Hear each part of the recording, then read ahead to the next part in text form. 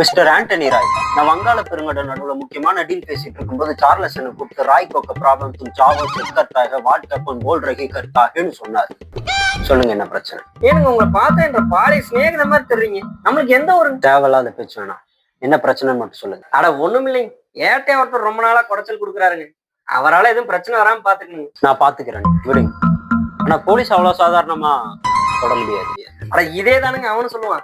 டவுசர் போட்ட காலத்துல பாத்துக்கிடுங்க, நாங்க எழுத்த வீட்டுல கொடுக்காப்பள்ளி பறிக்கு போயிட்டோனுங்க. அது போலீஸ்கார வீடுன்னு தெரிஞ்சதுக்கு அப்புறம் அவன் என்ன பண்ணான்றீங்க, பின்னங்கால் படங்கு படம் ஓடிட்டானுங்க. வேற ஏதாச்சும் பிரச்சனை இருந்தா சொல்லுங்க, சரி பண்றேன். நீங்க எதுவும் பண்ண வேணாங்க, அவங்க எதுவும் பண்ணாம பாத்துக்கங்க, அது போதும். சரிங்க, நான் பாத்துக்கிறேன். இருட்டான வார்த்தை வேணாம், காட்டுங்களா? ஆனா ஒண்ணுங்க, உங்களை மாதிரி இருக்கிற என்ற ஃப்ரெண்டு மாரிமுத்தை கண்டுபிடிக்காம இருக்க மாட்டேன் பாத்துங்க. மாரிமுத்தா?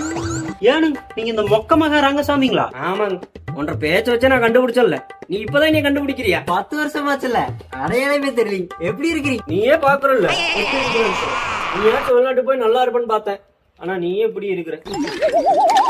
ஆமா, நீ இன்னும் உருப்படாம இருக்கன்னு நினைச்சு நான் சந்தோஷத்துல சிரிக்கிறேன். நீ ஏன் சிரிக்கிற? பழைய தோஸ்து படிச்சு பாரின்னு போயிட்டா நீ இன்னும் இப்படி இருக்கிறான்னு எனக்கு அப்பப்ப மனம் குமுறுங்க.